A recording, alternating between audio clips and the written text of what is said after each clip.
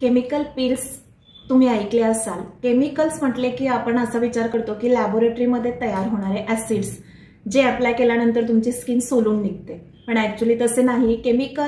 Chemical peels हे antioxidants असतात जे हायर कंपोजिशननी यूज केले जातात टू ट्रीट द सिम्पटम्स.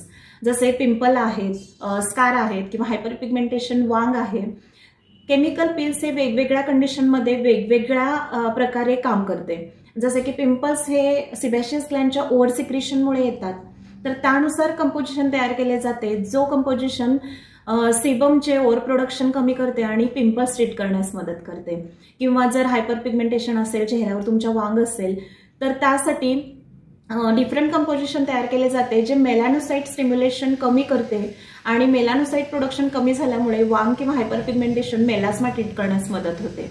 आपल्या प्रत्येकाचा स्किनचा पीएच हा एक स्पेसिफिक पीएच असतो जो आपण यूज करतो त्या क्रीम्स किंवा लोशन किंवा मॉइश्चरायझरच्या बॉटलवर मेन्शन केलेला असतो, पण आपण तो पीएच कधीही चेक करत नाही, कारण आपल्या स्किनचा पीएच आपल्याला माहिती नसतो किंवा पीएच हा कन्सेप्ट काय आहे हेही आपल्याला माहिती नसते. तर त्यासाठी क्लिनिकमध्ये तुमच्या स्किनचा कंडिशन आणि तुमच्या स्किनचा पीएच हे दोन्ही चेक करून त्यानुसार तुम्हाला सुटेबल असे कंपोजिशन तयार केले जाते जेणेकरून तुमच्या स्किनची कंडिशन सुधारू शकते.